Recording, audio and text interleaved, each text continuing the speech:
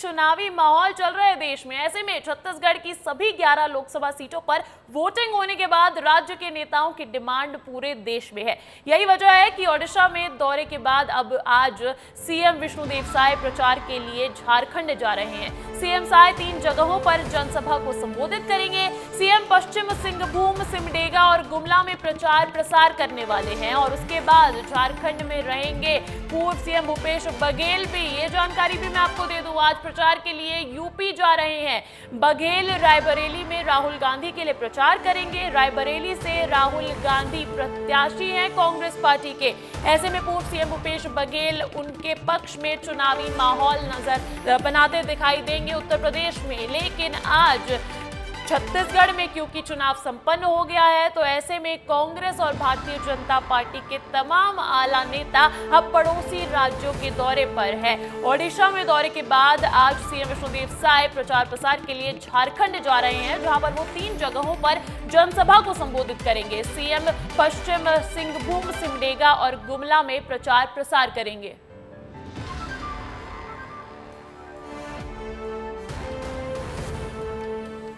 तो वहीं छत्तीसगढ़ में टॉपर्स का होगा सम्मान, ये इस वक्त की बड़ी खबर मिल रही है। मेरिट में आने वाले छात्रों का कलेक्टर करेंगे सम्मान।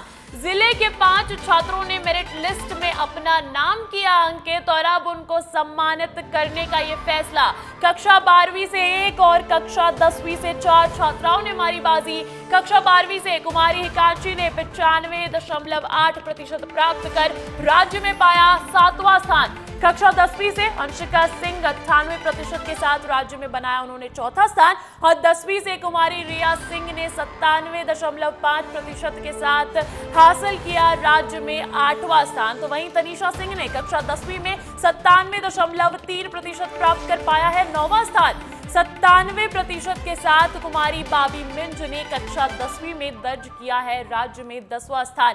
ये वो तमाम नाम है जिनको आज मेरिट लिस्ट में आने की वजह से सम्मानित किया जाएगा। तो छत्तीसगढ़ में कल छत्तीसगढ़ बोर्ड का रिजल्ट जारी कर दिया गया था 10वीं और 12वीं का, और अब ऐसे में बड़ी खबर ये निकलकर सामने आ रही है कि टॉपर्स का सम्मान किया जाएगा। मेरिट में आने वाले छात्रों का कलेक्टर सम्मान करने वाले हैं। इस खबर पर अधिक जानकारी के साथ जुड़ गए हैं मेरे सहयोगी रोहित मिश्रा। रोहित, आज सम्मानित किया जा रहा है टॉपर्स को, ऐसे में क्या कुछ तैयारियां हैं वहां पर?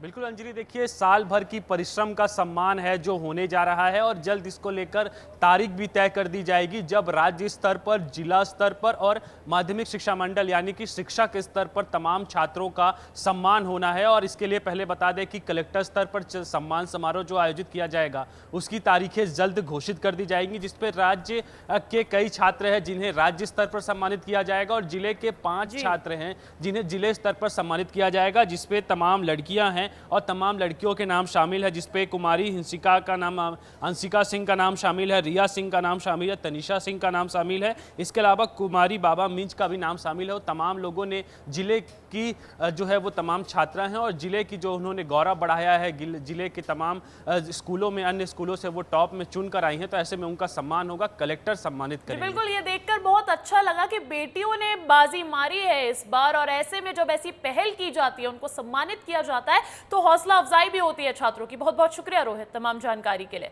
तो देखिए, छत्तीसगढ़ से यही अच्छी खबर है। 10वीं और 12वीं बोर्ड परीक्षाओं के नतीजों में बेटियों ने एक बार फिर बाजी मारी है और उन लोगों को करारा जवाब दिया है जो बेटियों को बेटों से कमतर आंकते हैं। ये हम यूं ही नहीं कह रहे हैं। 12वीं में 5वें पायदान पर आने वाली वेदांतिका के जन्म पर लोगों ने उनकी मां को ताने दिए थे और अब वही लोग बेटी की सफलता पर बधाई दे रहे हैं। देखिए रिपोर्ट इस पर।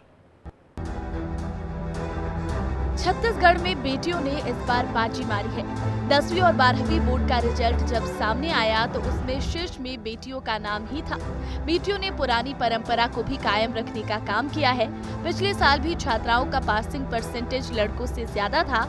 इस बार 10वीं में जशपुर की सिमरन शब्बा ने पूरे प्रदेश में प्रथम स्थान हासिल किया है। इसके साथ दूसरे स्थान पर भी गरियाबंद की होनिशा ने जगह बनाई है और तीसरे स्थान पर जशपुर से श्रेयांश कुमार यादव रहे। जी सर, सबसे पहले तो आपको बधाई, विस्तार न्यूज़ की तरफ से आपने टॉप किया है पूरे प्रदेश में। Thank you sir. कैसा महसूस कर रही हैं आप टॉप करने के बाद? बहुत ही अच्छा महसूस हो रहा है, प्राउड फीलिंग हो रहा है। आज के समय में लोग कोचिंग पे बहुत ज़्यादा डिपेंडेंट है, क्या आपने कोचिंग कहीं से ली थी? नहीं, मैंने कोचिंग कहीं से नहीं की, ना ही मैंने फ़ोन में ऑनलाइन कोचिंग की, मैं सिर्फ सेल्फ स्टडी करती थी। आपके माता पिता क्या करते हैं ये बताइए। मेरे फादर एक टेलर है, उनका टेलर का दुकान है, ओके टेलर, और मेरी मम्मी एक हाउसवाइफ है। तो आप एक गवर्नमेंट स्कूल से पढ़ी, तो वहाँ की शिक्षा व्यवस्था कैसी रहती है सरकारी स्कूलों की? मैंने गवर्नमेंट स्कूल में 10th में ही एडमिशन लिया था। वहाँ की पढ़ाई जो बहुत ही अच्छी है, टीचर्स बहुत सपोर्टिव है, यही है। फ्यूचर में आप क्या बनना चाहेंगे? आपने आज टॉप किया है, पूरे जसपुर का मान बढ़ाया, तो आगे की आपकी रणनीति क्या रहेगी शिक्षा की?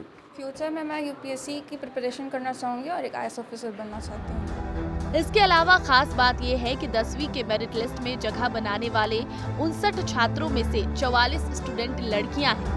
10वीं बोर्ड में 64,000 बच्चे फेल हुए, 2,57,072 छात्र परीक्षा में पास हुए, यानी कुल 75.61% परीक्षार्थी पास हुए हैं। इसके अलावा बड़ी बात यह है कि लड़कों से ज्यादा लड़कियों ने 10वीं बोर्ड में बाजी मारी है। कुल मिलाकर रिजल्ट को समझा जाए तो इस बार 10वीं का रिजल्ट में पिछले साल की तुलना में 0.56% बेहतर है। वहीं 12वीं बोर्ड में भी लड़कियों ने बाजी मारी है।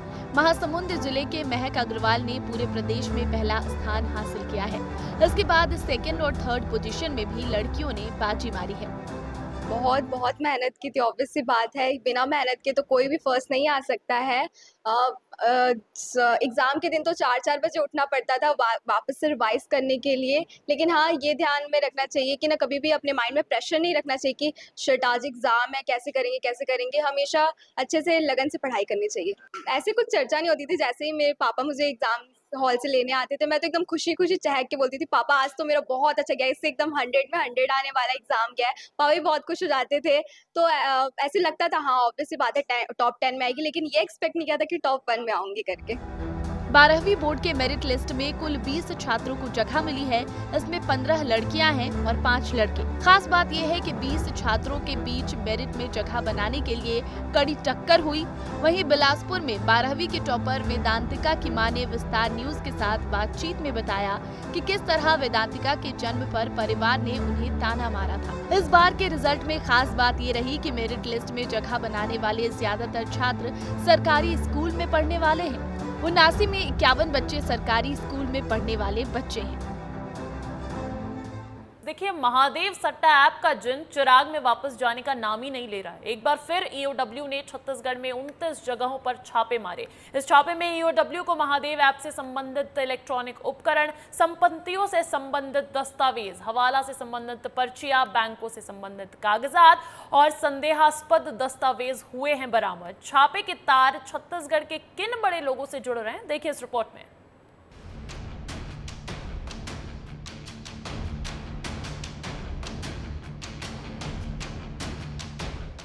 छत्तीसगढ़ की हाई प्रोफाइल केस महादेव सट्टा केस में ईओडब्ल्यू ने बड़ा एक्शन लिया है।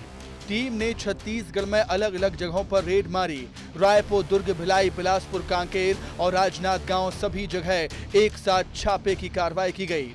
ईओडब्ल्यू की टीम महादेव सट्टा ऐप के आरोपी निलंबित एएसआई चंद्रभूषण वर्मा के घर भी पहुंची। 2 दर्जन से ज्यादा ठिकानों पर कार्रवाई की जा रही है। महादेव सट्टा ऐप के मामले पर आज ईओडब्ल्यू के अधिकारियों ने राजधानी रायपुर के 2 जगहों पर छापेमार कार्रवाई की। निलंबित एएसआई चंद्रभूषण वर्मा के घर और उसके भाई के घर पर आधा दर्जन से ज्यादा अधिकारियों ने कार्रवाई की है। और आने वाले दिनों में भी ईओडब्ल्यू की कार्रवाई जिस तरीके से चल रही है, कई नेता, कई अधिकारी उसके जद में आने वाले हैं।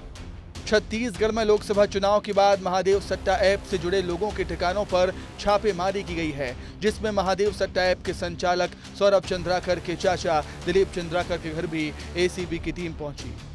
लोकसभा चुनाव खत्म होने के बाद छत्तीसगढ़ में आज तड़के ईओडब्ल्यू और एसीबी की टीम ने कई जगहों पर रेड की कार्रवाई की है। उनमें से एक नाम है दिलीप चंद्राकर। दिलीप चंद्राकर के घर भी एंटी करप्शन ब्यूरो की टीम पहुंची है और यहाँ पे घर के अंदर जांच कर रही है। अब आप सोच रहे होंगे दिलीप चंद्राकर कौन है, तो दिलीप चंद्राकर के बारे में मैं बता दूं कि दिलीप चंद्राकर वही शख्स है जो सौरभ चंद्राकर महादेव का संचालक था, उनके चाचा लगते हैं रिश्ते में। वहीं कांकेर के चारामा में भी ईओडब्ल्यू की टीम ने हेड कांस्टेबल विजय पांडे के वार्ड नंबर 13 स्थित आवास में दबिश दी। कांकेर में इस मामले में ये पहला एक्शन है। सुबह 5 बजे से 7 सदस्यीय टीम ने विजय पांडे के निवास पर छापा मारा। इस दौरान हवलदार विजय पांडे और उनका परिवार घर में मौजूद नहीं थे। 7 घंटे तक इंतजार करने के बाद ईओडब्ल्यू और एसीबी की टीम ने हवलदार विजय पांडे के निवास को सील कर चले गए। कार्रवाई के बाद हवा की तरह पूरे जिले में फैल गई। हवलदार के घर के ठाठ देखते ही बन रहे थे। बरामदे में महंगी गाड़ियां और आलीशान घर को लेकर चर्चाओं का बाजार गर्म होने लगा। कांकेर जिले के चारामा विकास खंड में आज ईओडब्ल्यू और एसीबी ने तड़के सुबह 5 बजे छापा मारा। यहां छापा महादेव सट्टा ऐप और शराब से जुड़ा हुआ बताया जा रहा है। दरअसल कांकेर जिले में पदस्थ हवलदार विजय पांडे के निवास में आज एसीबी और ईओडब्ल्यू ने छापा मारा। हालांकि घर में मौजूद नहीं होने के कारण करीब 6 घंटा एसीबी और ईओडब्ल्यू के अधिकारियों ने बिताने के बाद उनके आवास को सील कर वहां से चले गए। इस पूरे मामले में कांकेर एसपी का क्या कहना है, आइए आपको सुनाते हैं। हवलदार विजय पांडे जो कांकेर पुलिस में पदस्थ हैं, उनके यहाँ रेड हुआ है एसीबी ईओडब्ल्यू छत्तीसगढ़ द्वारा। इस संबंध में पूरी कार्रवाई चूंकि ईओडब्ल्यू द्वारा की गई है, विस्तृत जानकारी उन्हीं से मिल पाएगी। अब ये कार्रवाई किस संबंध में किया है स्पष्ट रूप से हमारे पास जानकारी नहीं है, लेकिन महादेव ऐप से रिलेटेड है करके खबर है, लेकिन हम पुष्टि नहीं कर पाए। इसके अलावा धर्मजयगढ़ में कारोबारी अनिल अग्रवाल का मकान भी सील किया गया। इस मामले में धर्मजयगढ़ में ईओडब्ल्यू ने कारोबारी अनिल के यहां छापेमारी की। हालांकि घर कई सालों से बंद पड़ा है, लिहाजा अधिकारियों ने मकान को सील कर दिया। अब बताया जा रहा है कि ईओडब्ल्यू जल्द इस छापे को लेकर कोई बड़ा खुलासा भी कर सकती है। ब्यूरो रिपोर्ट, विस्तार न्यूज। देखिए, आज का दिन शिव भक्तों के लिए खास है। तय मुहूर्त के मुताबिक विधि विधान और धार्मिक परंपरा के अनुसार केदारनाथ धाम के कपाट खुल गए। केदारनाथ रावल भीमाशंकर, मुख्य पुजारी शिव शंकर और प्रशासन, बीकेटीसी अधिकारी और हकुधारियों के साथ स्थानीय लोगों और श्रद्धालुओं की मौजूदगी में ये कपाट खुल गए हैं, जिसके बाद भक्तों को बाबा के दर्शन हो रहे हैं।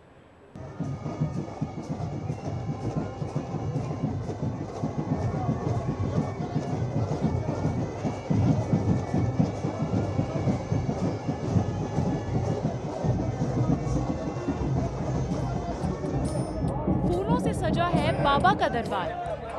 भक्तों के नारों से गूंज रहा है बाबा का दरबार। केदारनाथ में बाबा का दरबार खुल गया है।